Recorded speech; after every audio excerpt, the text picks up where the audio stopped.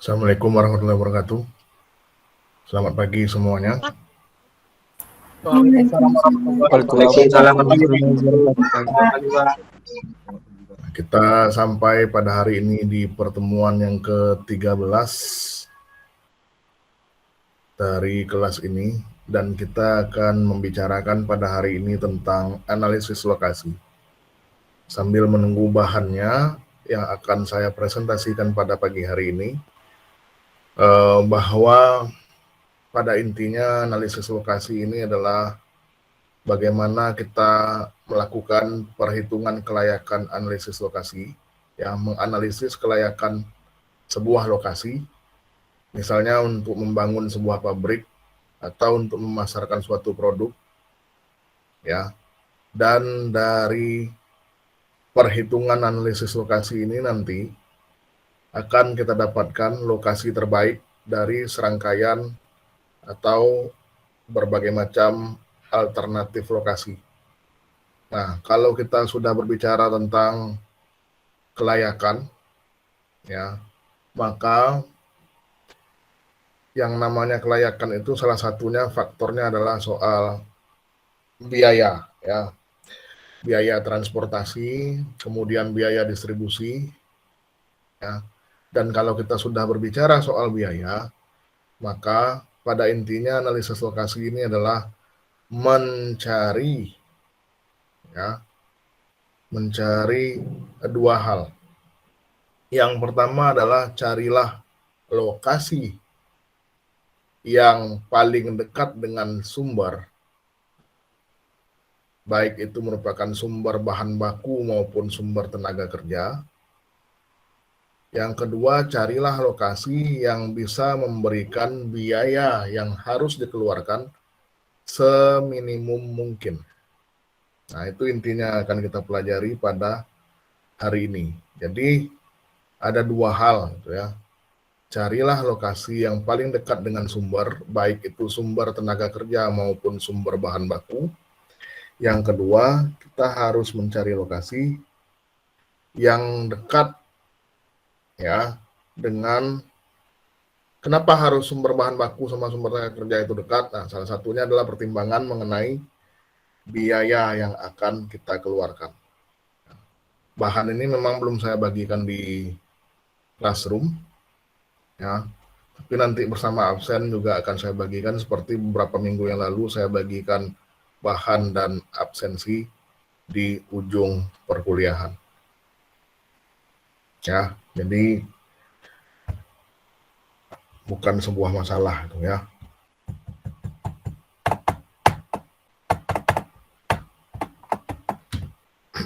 Oke, ya. Nah, ini bahannya adalah mengenai strategi lokasi. Nah, lokasi itu menentukan prestasi. Kalau kamu sebagai mahasiswa kan, misalnya ujian online, offline, ya, biasanya kalimat ini cukup sering saya dengar, ya, kalau sebagai mahasiswa. Di mana kamu duduk pas ujian, gitu kan, terkadang juga menentukan prestasi, maksudnya nilai yang akan kamu dapat. Maka duduklah di dekat-dekat orang pandai, kan gitu. Ya.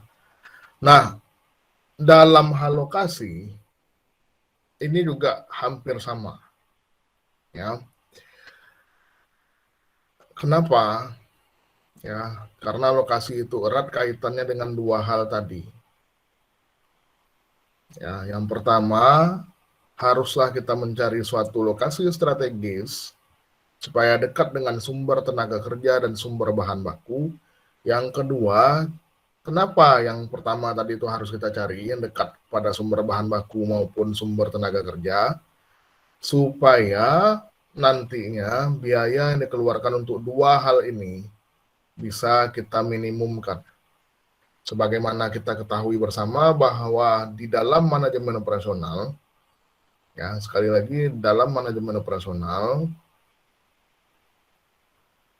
yang harus kita capai selain mencapai profit yang semaksimum mungkin adalah juga dengan meminimumkan biaya yang kita keluarkan.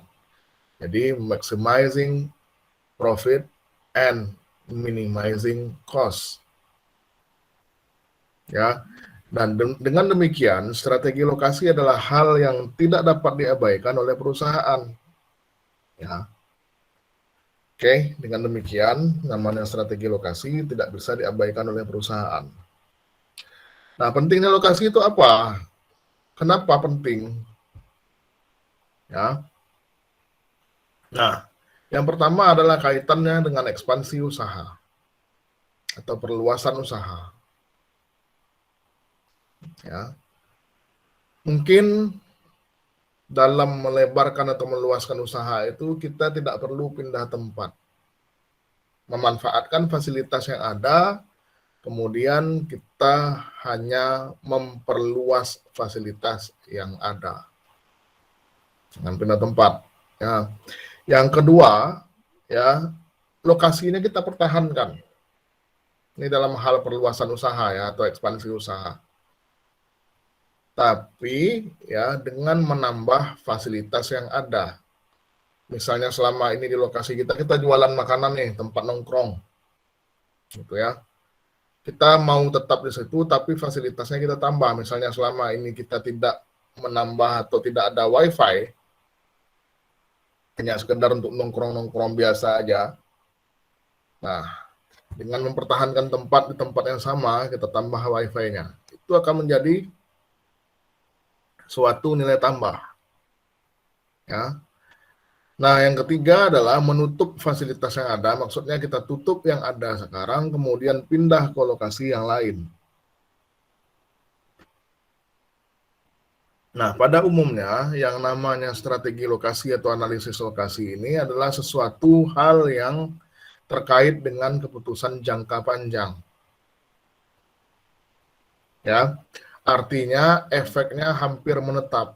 Jadi kalau kita sudah menentukan suatu lokasi di suatu tempat, ya, maka akan sangat sulit sekali untuk direvisi karena dia akan mempunyai efek kepada biaya tetap maupun biaya variabel.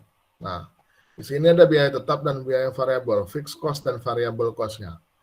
Akan terdampak dari keputusan kita dalam memilih lokasi. Ya. Nah, disitulah muncul biaya-biaya. Ya. Dalam pemilihan lokasi ini, kita juga harus mempertimbangkan biaya transportasi, kemudian pajaknya, upah pekerja, dan sewa tempat, seandainya kita akan menyewa tempat itu. Nah, dengan kata lain, tujuan strategi lokasi adalah untuk memaksimumkan manfaat lokasi bagi perusahaan. Memaksimumkan manfaat ini maksudnya adalah tadi, yang dua tadi ya, memaksimumkan profit dan sekaligus bisa meminimumkan cost. Nah, dua hal ini selalu akan berjalan secara beriringan. Memaksimumkan profit dan meminimumkan cost. Ya. Profit and cost. Selalu dua itu. Yang satu dimaksimumkan, yang satu diminimumkan. Nah, karena pada dasarnya manajemen operasional ini adalah untuk dua hal itu. Untuk mencapai dua hal itu. Seandainya profit maksimum tidak bisa tercapai, maka minimumkanlah cost. Maka itu adalah sebuah prestasi bagi jajaran operasional. Ya, seandainya cost tidak bisa diganggu gugat, maka maksimumkanlah profit dengan cara apapun. Ya, itu dia prinsipnya. Termasuk dalam kita mempelajari analisis lokasi ini.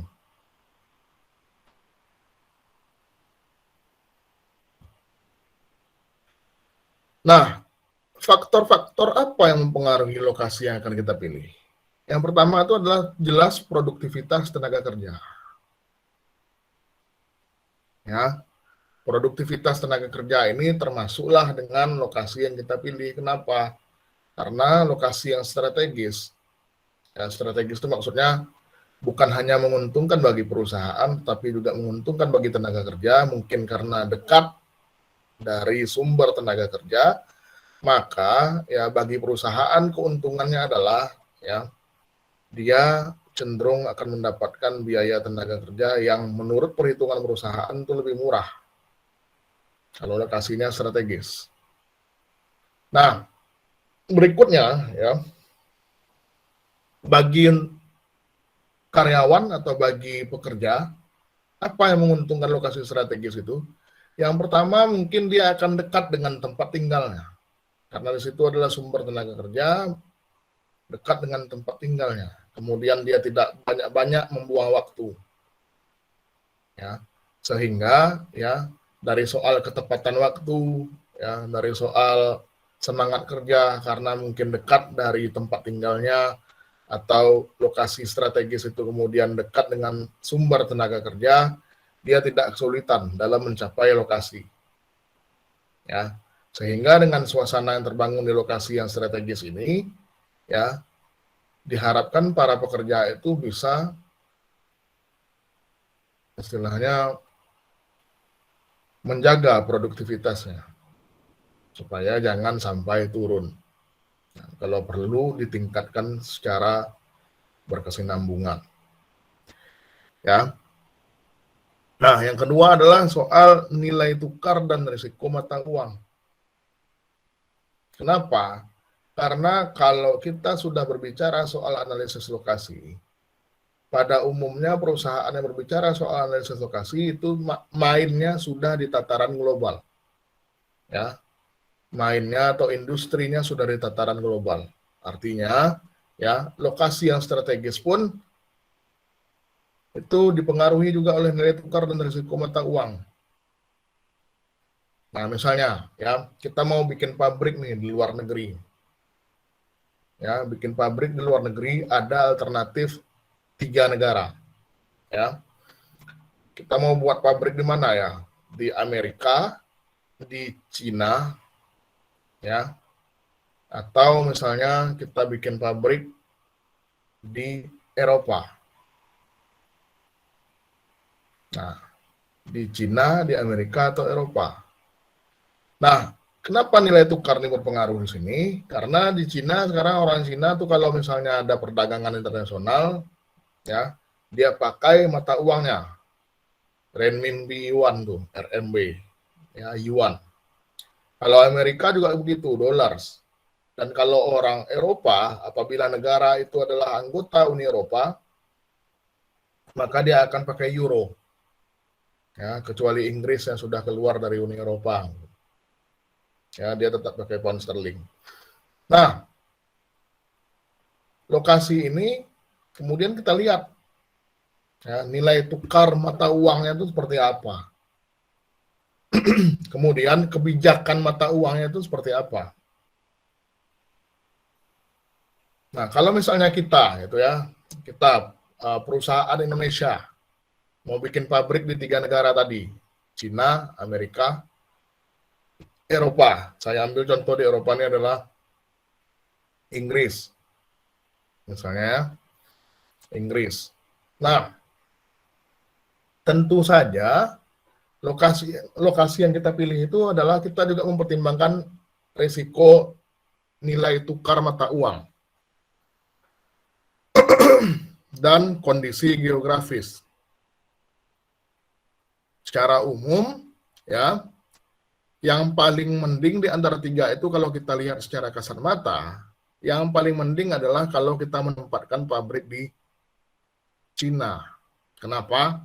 Karena kalau kita tempatkan di Amerika, nilai tukar rupiah terhadap Amerika 14.000. Kalau kita tempatkan di Eropa, dalam hal ini Inggris, pound sterling gitu ya, pakai pound sterling, nilai tukar Indonesia terhadap pound sterling itu 18.000, 19.000 sekian. Nah, dari sisi itu, ya, kita harus mempertimbangkan kalau kita buka pabrik di Cina, selain secara geografis kita sama-sama di benua Asia, gitu ya, nilai tukarnya juga lebih mending. Yuan Cina itu. Ya, walaupun kita harus jujur mengakui rupiah ini kalau dibandingkan dengan 3 mata uang itu tidak ada apa-apanya. Ya, jauh sekali. Ya. Bahkan di negara-negara Asia Tenggara sendiri pun rupiah ini nggak ada apa-apanya. Dengan dolar Singapura aja ada $1 Singapura itu udah hampir 10.000 rupiah. Ya. Tapi juga itu harus dipertimbangkan dalam memilih lokasi.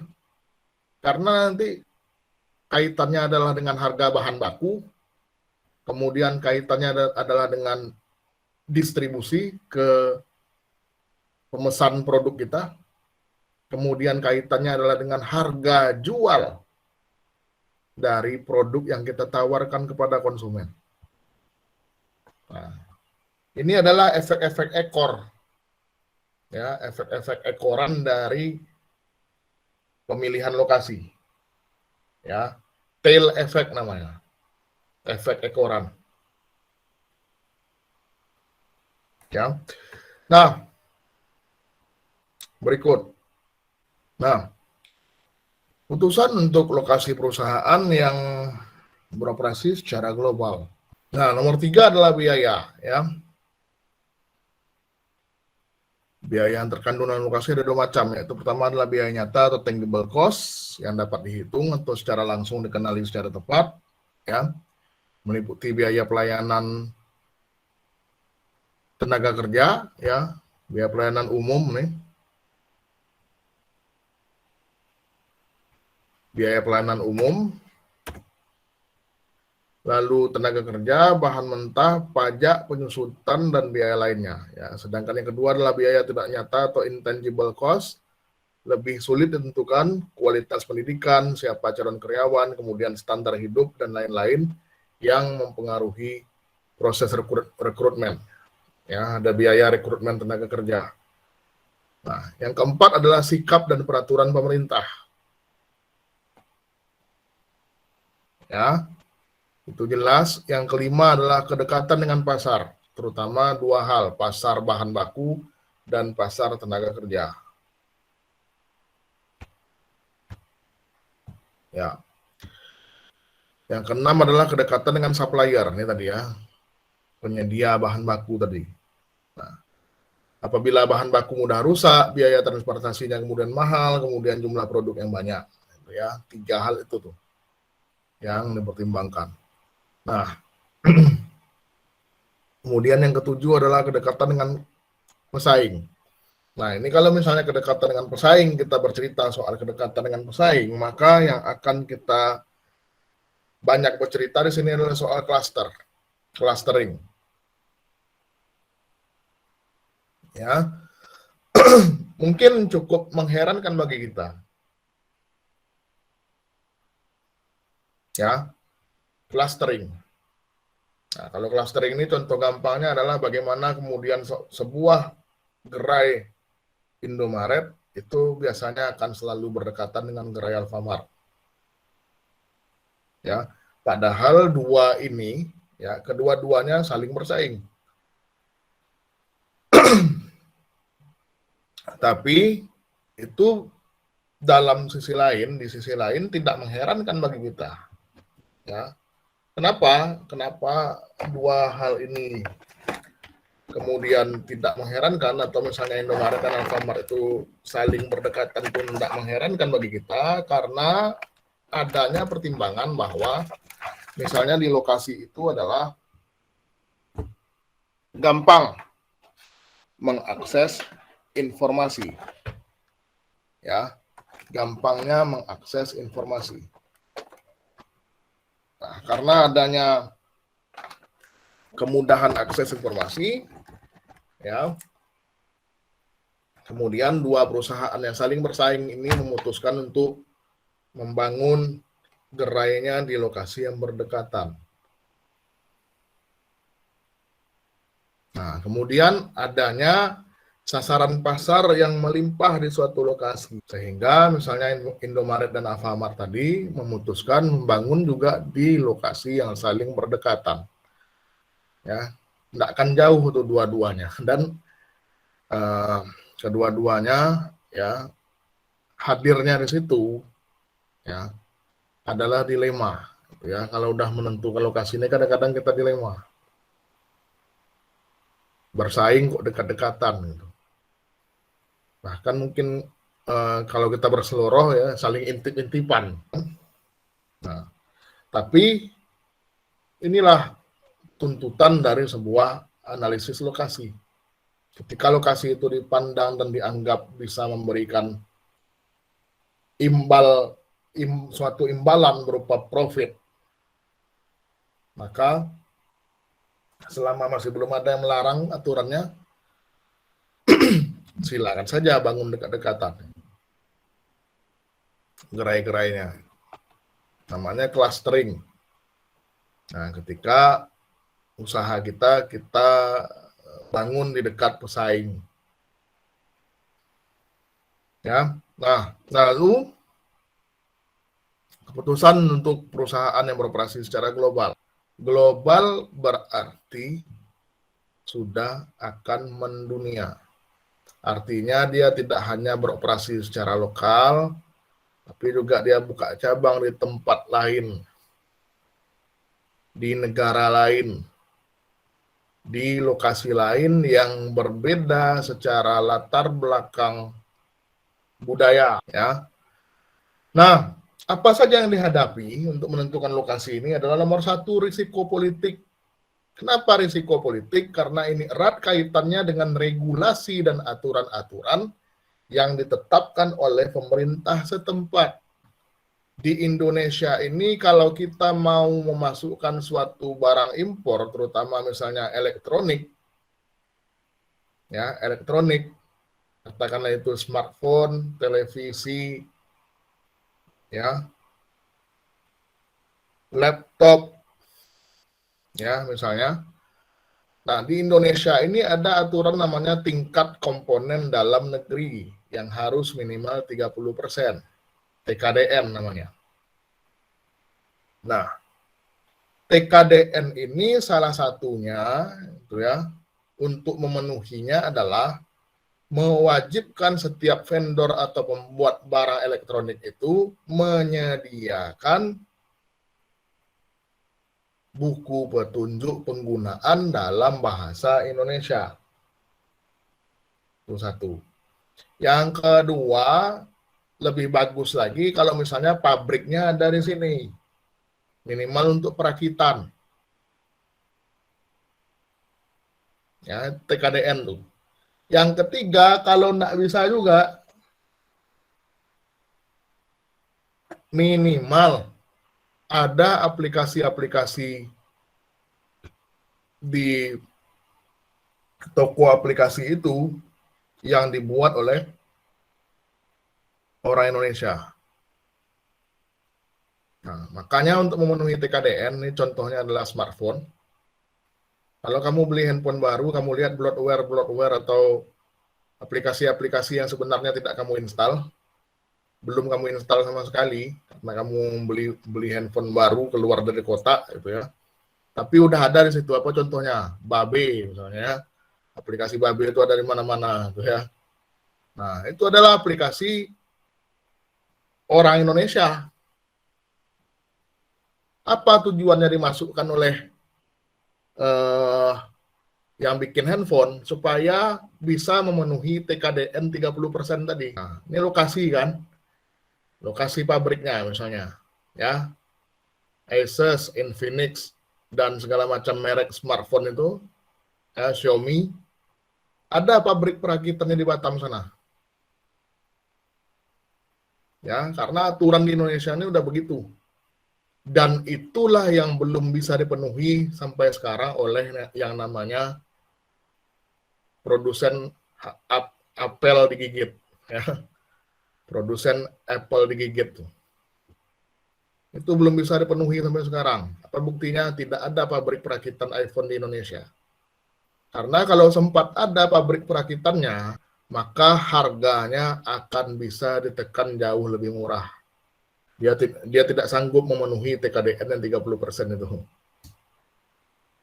Jadi makanya kalau kamu beli iPhone, walaupun yang namanya iBox ditaruh di iBox Indonesia, itu sebenarnya sejatinya adalah iPhone yang diimpor dari Singapura atau Hong Kong. Nah, dua negara itu yang paling dekat. Ya. Ini secara lokasi nih, makanya tidak ada pabriknya kan. Tadi mana yang salah antara regulasi pemerintah, entah memang vendornya yang nggak mau mengikuti aturan pemerintah. Sama aja permasalahan budaya, kemudian lokasi pasar, ya, kemudian ketersediaan tenaga kerja, ya, ketersediaan pasokan bahan baku, dan risiko nilai tukar. Risiko nilai tukar. Nah, karena rupiah ini tidak ada apa-apanya, orang juga mikir kalau mau investasi. Nah, makanya itulah kemarin kalau kamu ikuti beritanya, sempat beberapa tahun yang lalu, diembus-embuskanlah isu redenominasi nilai mata uang, memotong 3 nol yang di belakang. Nah, Rp1.000 sama lagi dengan Rp1, nanti Rp50.000 sama dengan Rp50.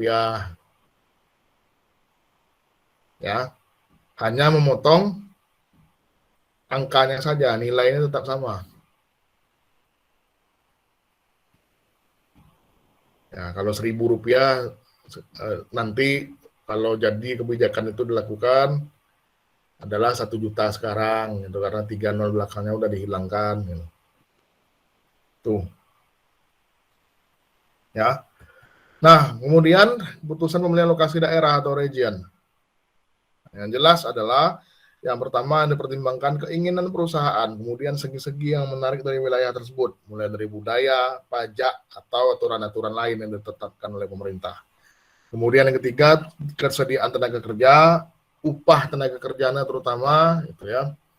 Nah, untuk bagi pabrik-pabrik yang mau beroperasi itu, salah satunya yang dipertimbangkan juga UMR-nya berapa untuk pekerja itu, apakah masih bisa dipenuhi oleh perusahaan atau tidak, banyak ya.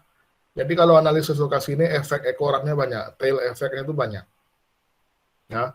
Kemudian insentif dari pemerintah, kedekatan dengan bahan baku dan konsumen, terutama dan tenaga kerja, ya. Biaya tanah kalau mau membangun pabrik baru, benar-benar baru, dan regulasi-regulasi pendirian bangunan. Ya. Keputusan lokasi untuk memilih tempat, ukuran dan biaya lokasi, kemudian sistem transportasi udara, kereta, jalan bawah tanah kalau ada, ya, jalan bebas hambatan maupun jalur laut, kemudian pembatasan daerah, ya, kemudian kedekatan dengan jasa atau pasokan yang dibutuhkan, dan permasalahan dampak lingkungan. Nah, ini soal AMDAL, analisis mengenai dampak lingkungan, AMDAL. Ya, kalau orang mau bikin ruko biasanya harus mempersiapkan AMDAL-nya terlebih dahulu. Ya, di Pekanbaru ini banyak ruko yang berdiri tidak ada pakai AMDAL-nya. Ya, makanya salah-salah bangun aja ada miring lah gitu ya, macam-macam. Ya, kalau di Pekanbaru sini. Nah, Nah, kalau strategi lokasi usaha sektor jasa udah jelas gitu ya, daya beli konsumen juga dipertimbangkan, kemudian jasa dan citra yang cocok dengan kondisi demografis itu maksudnya secara kependudukan, kemudian persaingan di area lokasi yang dipilih, kemudian kualitas persaingannya, keunikan lokasi, kualitas fisikal dan fasilitas yang ada di sekitar lokasi, ya, kemudian kebijakan operasional perusahaan dan kualitas manajerialnya. Ya, ini kalau jasa ada 8 ini. Nah, sampai sini ada yang mau ditanyakan dulu sebelum kita masuk sedikit ke perhitungannya.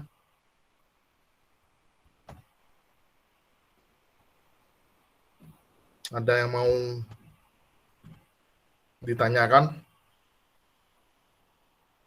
Belum ada, Pak. Jadi itu belum ada ya. Nah.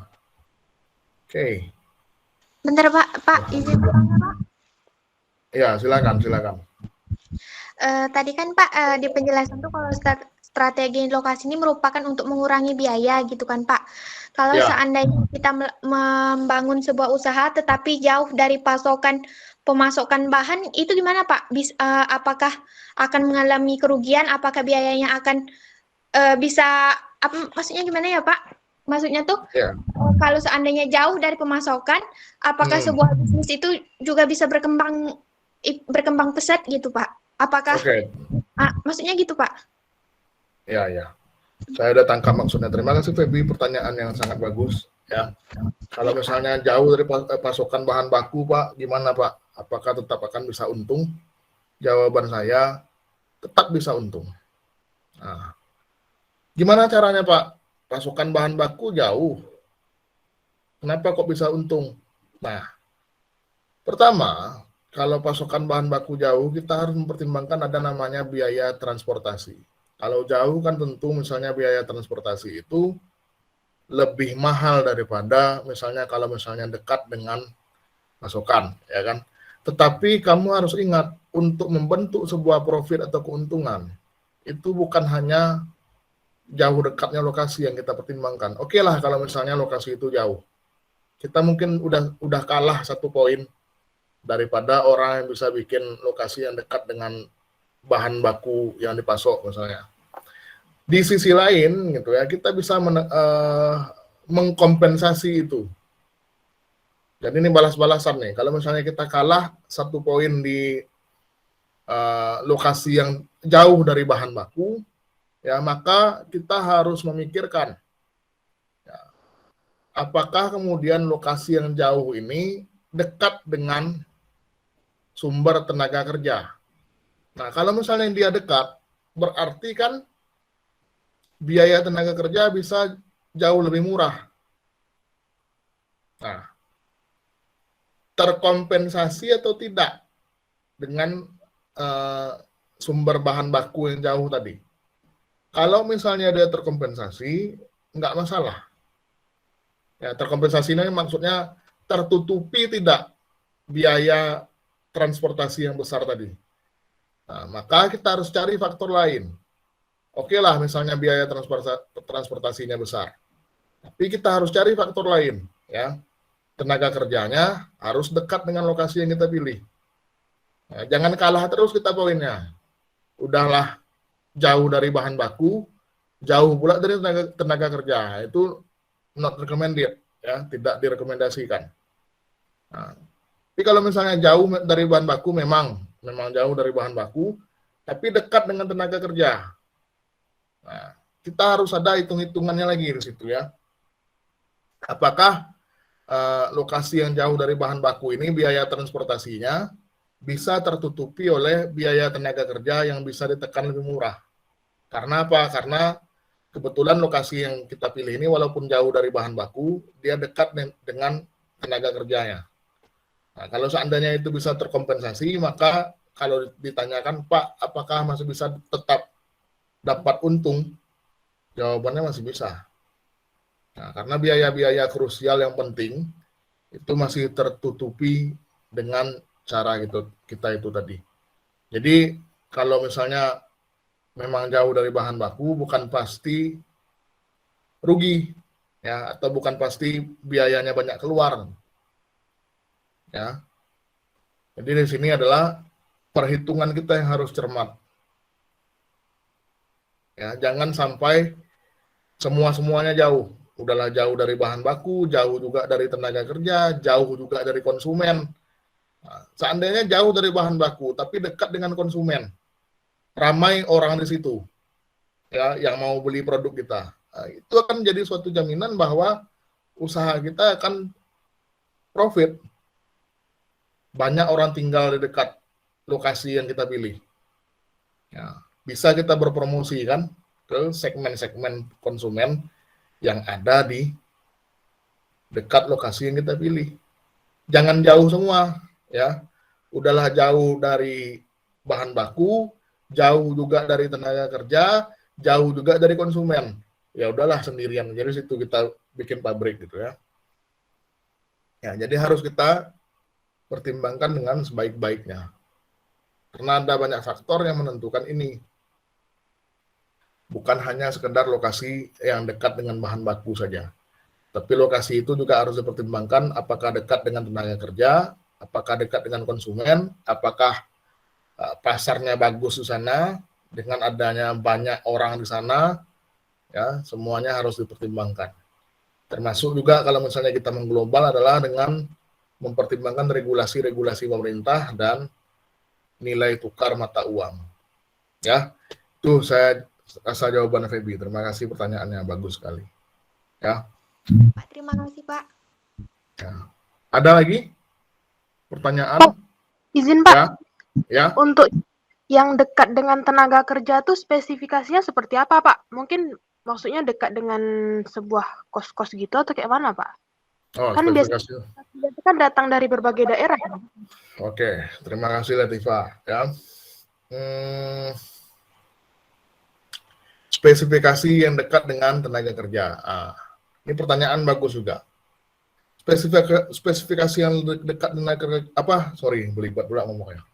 Spesifikasi yang dekat dengan tenaga kerja itu maksudnya adalah dekat dengan sumber orang. Maksudnya sumber orang di situ adalah minimal ya ada tatanan masyarakatnya.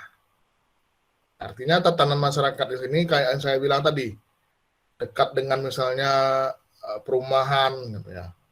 Dekat dengan misalnya konsentrasi komunitas.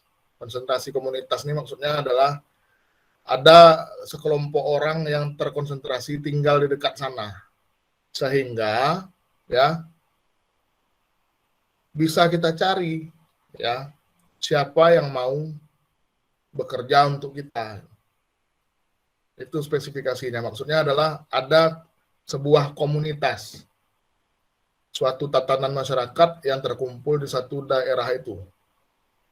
Ya, misalnya kamu mau bikin pabrik, ya, atau bikin perakitan gitu, yang dekat sekali dengan banyak perumahan. Nah, kita bisa berasumsi bahwa dengan adanya banyak perumahan di situ, berarti banyak orang.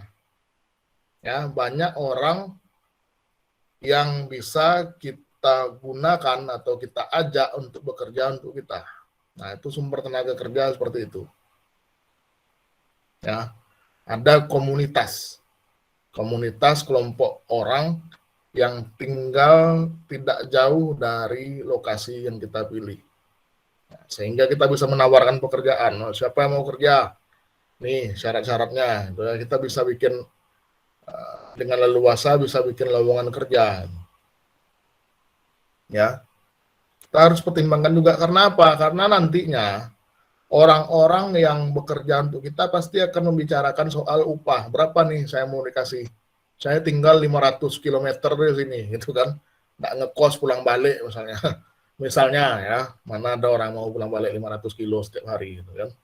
Nah, tentu saja orang yang tinggal 500 kilo sama orang yang tinggal cuma 20 kilo dari lokasi yang kita pilih, itu upahnya beda.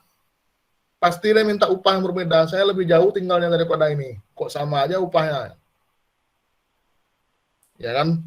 Kok sama aja? Bolak-balik setiap hari gitu kan. Saya contohkan tadi 500 kilo sama yang cuma 20 kilo dari lokasi. Nah, itu upahnya akan berbeda. Otomatis orang yang tinggal lebih jauh itu minta upah yang lebih tinggi. Nah, kalau misalnya orang yang minta upah lebih tinggi, itu harus kita pikirkan, perusahaan sanggup enggak? Nah, gitu. Ya, jadi makanya lokasi ini karena sifatnya adalah cenderung menetap. Nah, tadi kan saya bilang kalau kita memilih lokasi, itu kan sifatnya cenderung tetap. Maksudnya enggak gampang diubah-ubah keputusan lokasi itu. Misalnya kita hari ini kita udah tentukan kita akan bikin sesuatu di lokasi A. Minggu depan pindah ke lokasi B, kan nggak mungkin. Ya, biasanya dia dalam jangka panjang.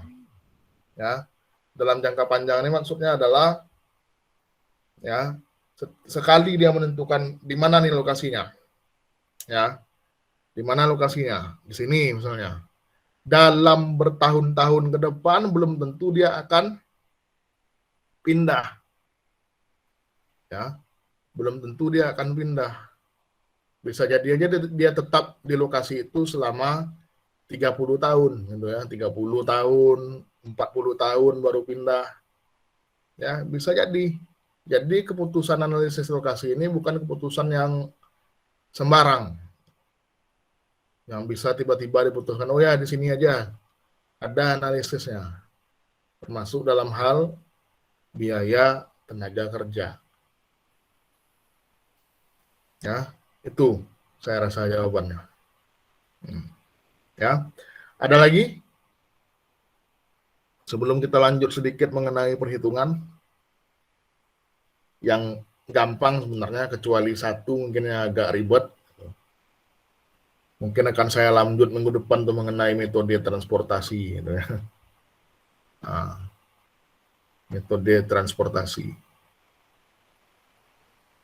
Nah, saking ribetnya metode transportasi ini, di manajemen operasional lanjutan di semester 4 besok, ada lagi dia yang lebih mendalam. Ya. Itu salah satu cara menentukan di mana lokasi yang bagus.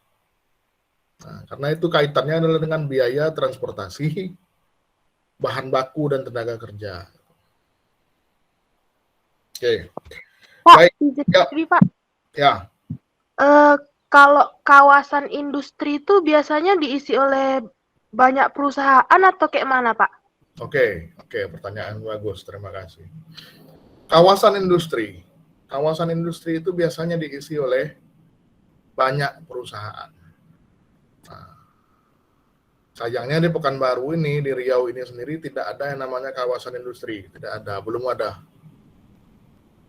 Ya, tapi kalau di Jakarta, Jabodetabek, ya Jakarta, Bogor, Depok, Tangerang, dan Bekasi. Kenapa disatukan begitu, Pak? Jabodetabek, karena jaraknya itu terhitung dekat-dekat, nah, satu lingkup. Nah, kalau dia kawasannya adalah kawasan Jabodetabek, Jakarta, Bogor, Depok, Tangerang, dan Bekasi, itu ada yang namanya kawasan industri. Kalau tidak salah saya, namanya kawasan industri mungkin di Cikarang. Ya, di situ banyak pabrik elektronik segala merek, ya, mulai dari LG, Samsung, ya, segala macam, Sony, di situ semuanya elektronik, termasuk juga perakitan. Ya, kalau di Batam mungkin ada kawasan industri Muka Kuning. Ada orang Batam sini. Ya. Kawasan industri Muka Kuning. Nah, disitulah ditaruh pabrik perakitan handphone. Ya, semacam Asus, termasuk laptop-laptopnya juga dirakit di situ. Bukan cuma handphone, semua produknya. Jadi ya kita cukup beruntung gitu ya, yang tinggal di sekitaran Riau nih, termasuk Kepulauan Riau. Kalau kamu mau beli handphone, jangan ke Jakarta belinya. Orang Jakarta aja beli dari Batam. Ya, langsung ke Batam aja kalau mau dapat harga lebih murah. Nah, itu karena dia punya kawasan industri Muka Kuning situ. Ya, di Batam tuh ada, kalau nggak salah saya, Muka Kuning. Jadi disitulah berkumpul semuanya merek-merek yang produknya itu masih satu jenis, masih handphone gitu, atau pabrik perakitan TV bermacam-macam merek di Cikarang tadi, ya, kawasan industri Cikarang. Ya, tapi kalau di Pekanbaru sendiri itu belum ada tuh, belum ada. Ya, sayang sekali Pekanbaru ini nggak punya kawasan industri. Yang adanya perusahaan-perusahaan tunggal yang buka cabang di sini. Misalnya kalau di Pekanbaru nih, Indofood, ya, ABC, nah itu buka cabang, bukan kawasan industri. Nah, kawasan industri itu biasanya dia terletak di satu kawasan yang sama, namanya kawasan kan. Walaupun merek-merek yang diproduksinya berbeda, yang dirakitnya berbeda-beda. Tuh, kalau contohnya di Indonesia ada kawasan industri. Apa tujuannya bikin kawasan industri? Nah, salah satunya itu untuk, walaupun sama-sama bersaing, menciptakan yang namanya tadi clustering. Nah, namanya clustering. klaster. Kan bersaing, Pak. Kok dekat-dekatan pabriknya? Ya enggak apa-apa. Ya, namanya juga satu kawasan. Ya, enggak apa-apa. Produknya kan pasti berbeda-beda. Ya.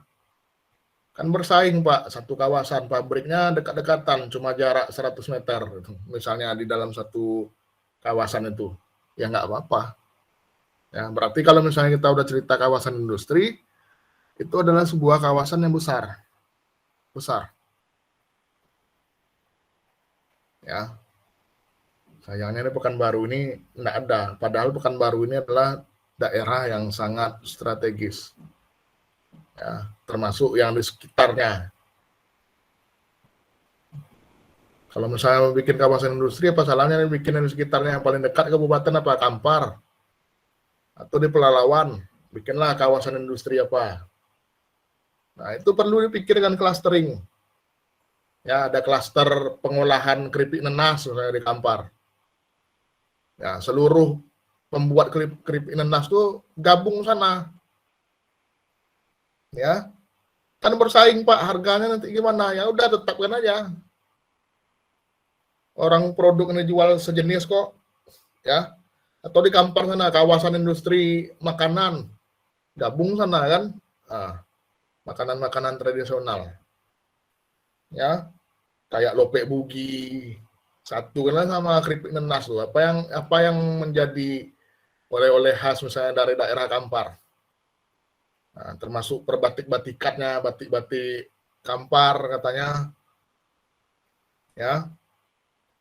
Bisa dipikirkan di masa depan, ya, kawasan industri yang representatif. Nah, sampai sekarang Riau belum punya. Riau sendiri belum ada tuh. Sayang sekali. Padahal bisa dipikirkan. Pemerintahnya aja nggak mau. Ya, pemerintah di atas itu ya nggak tahu lah ya, belum mau untuk memikirkan klaster. Itu dia. Ya, jadi kalau ditanya ada nggak Pak kawasan industri di Indonesia? Ada, tapi sayangnya bukan di Riau. Ya, bukan Riau. Belum di Riau. Kawasan industri apa sini? Yang ada mungkin kawasan industri sawit pun nggak bisa dibilang kawasan industri. Ya, karena kalau kebun sawit itu kepemilikannya itu 2. Kalau tidak dimiliki oleh pribadi, dimiliki oleh korporasi. Ya, kalau tidak dimiliki oleh pribadi, maka dimiliki oleh korporasi atau perusahaan-perusahaan besar. Ya, oke. Kita lanjut dulu masuk ke perhitungan ya.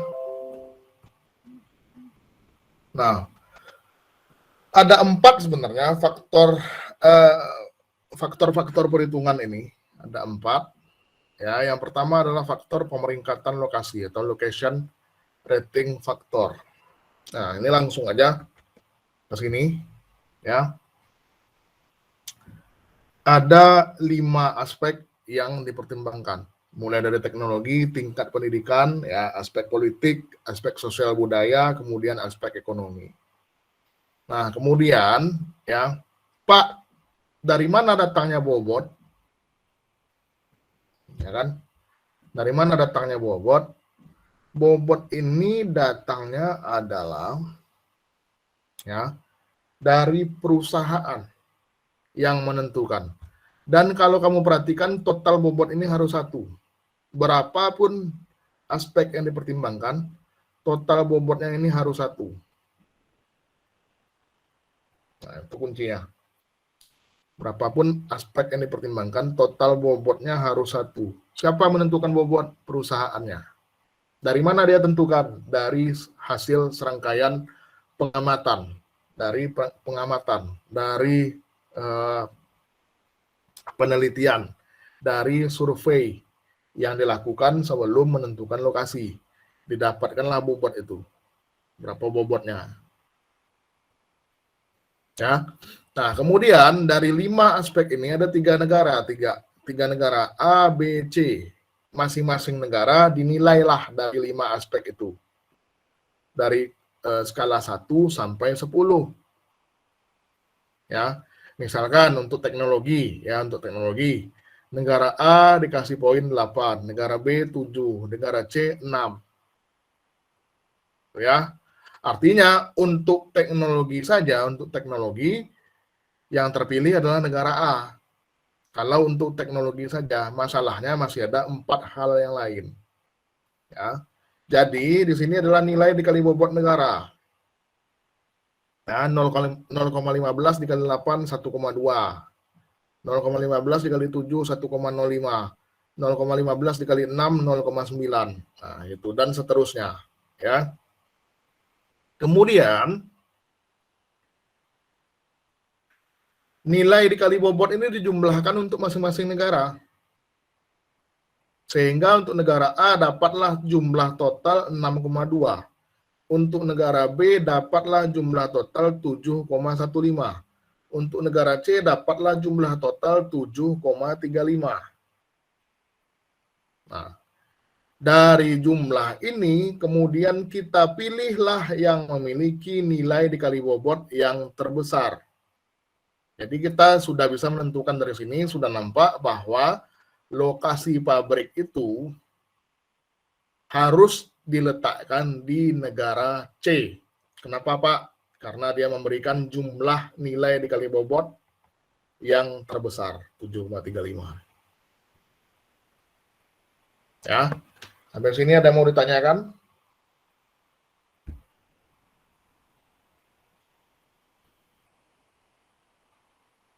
,35. Nah, yang terbesar kan? Didapatkanlah kesimpulan bahwa suatu pabrik itu harus didirikan di negara C karena negara C memberikan total nilai yang terbesar. Ya, yaitu 7,35. Oke. Lanjut. Ya, nih. Break event analysis. Kalau kamu dengar tentang break event analysis, pasti yang terbayang adalah waktu dulu kamu belajar matematika, ekonomi, dan bisnis. Analisis pulang pokok. Bahwa di situ ada fixed cost atau biaya tetap, biaya variabel atau variable cost, dan ya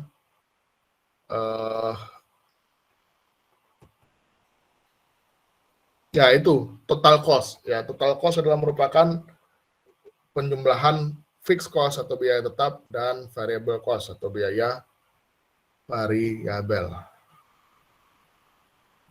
Ya. Nah, kalau ini gampang aja ya. Carilah biaya yang adalah terkecil. Kalau kita udah cerita break even analysis, berarti kaitan dengan biaya, dan carilah lokasi yang memberikan total biaya yang terkecil. Nah, sebuah perusahaan yang memproduksi suatu barang akan memilih dan mempertimbangkan 3 lokasi, ya, dan akan memilih salah satunya untuk dijadikan lokasi pabrik baru. Nah, studi yang dilakukan seperti ini: biaya tetap, biaya variabel, kemudian adalah total biaya. Ya. Nah, kalau ini sih gampang-gampang aja. Nah, harga jual itu Rp120.000, ya, jumlah produksi paling ekonomis itu adalah 2.000 unit per tahun. Ya. 2.000 unit per tahun. Nah, tinggal kita mainkan saja nih, total cost-nya berapa? Ya, total cost-nya 30 juta, itu ditambah variable cost-nya 75.000 dikali 2.000. 2.000 dari mana? Dari sini. Ya. Ini juga sama, 60 juta ditambah 45.000 dikali 2.000 di sini. Kemudian di sini juga sama, 110 juta ditambah 25.000 dikali 2.000 di sini. Sehingga ya di lokasi X, Y, dan Z ini, ya, kita harus memilih total biaya di lokasi mana yang paling ekonomis alias paling kecil biayanya. disitulah kita akan dirikan pabrik. Nah, dari contoh sederhana ini, ya, kita akan memilih lokasi adalah di lokasi Y. Kenapa, Pak? Karena dia bisa memberikan total biaya yang paling kecil dibandingkan dengan dua lokasi selain itu. Ya, kalau ini 180 juta ya, 180 juta, bukan ribu ya, 180 juta, ini 150 juta, ini 160 juta. Jadi untuk jumlah produksinya 2000 ya, dengan kondisi yang seperti ini, maka kita harus memilih lokasi Y.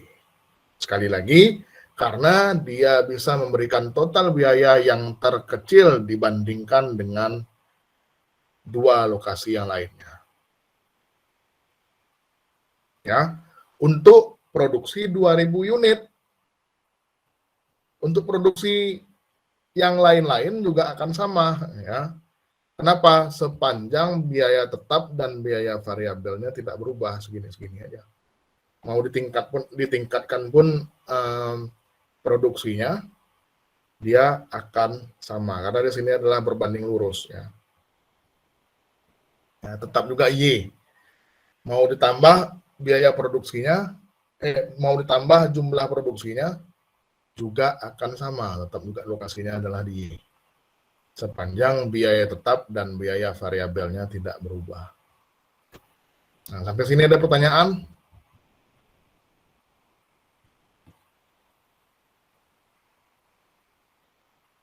Any question? Any question kalau bahasa Inggrisnya tuh ada pertanyaan?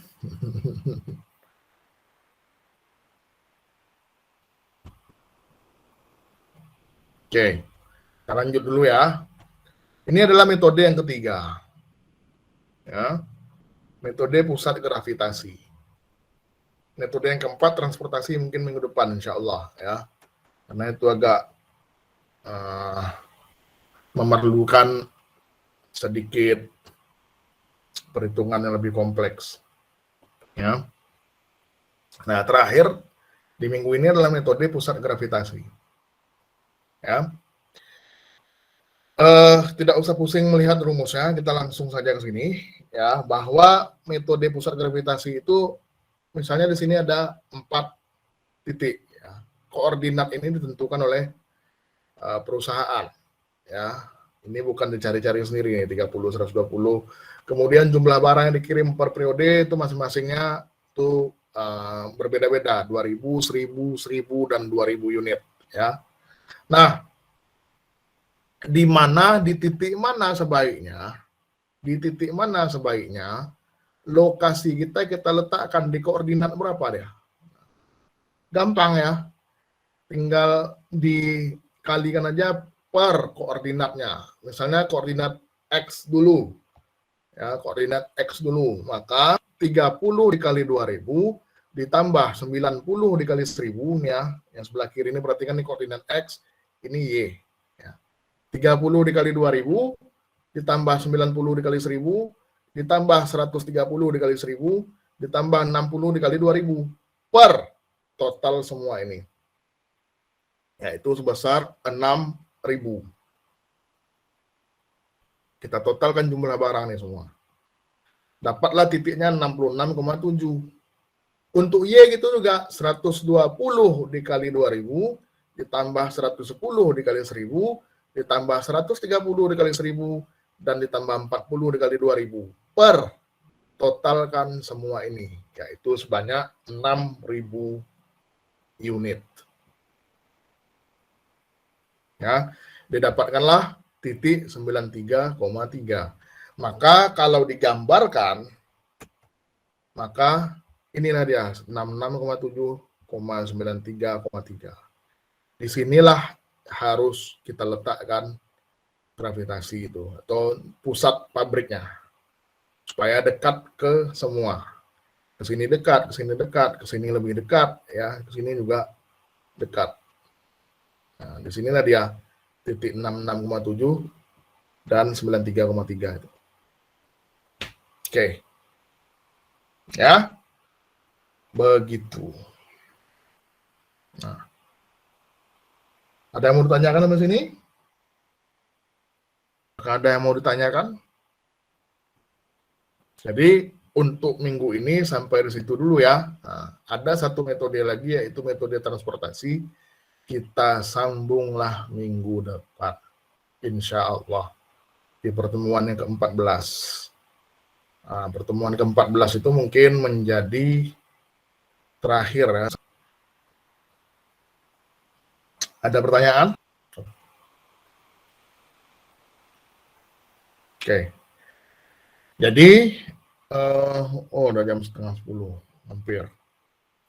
Begitu dulu ya yang dapat saya sampaikan pada kesempatan pertemuan ke-13 kali ini. Terima kasih atas perhatiannya sekali lagi. Ya, saya tutup. Wassalamualaikum warahmatullahi wabarakatuh dan selamat pagi. Waalaikumsalam warahmatullahi wabarakatuh. Terima kasih, Pak. Terima kasih, Pak. Sama-sama.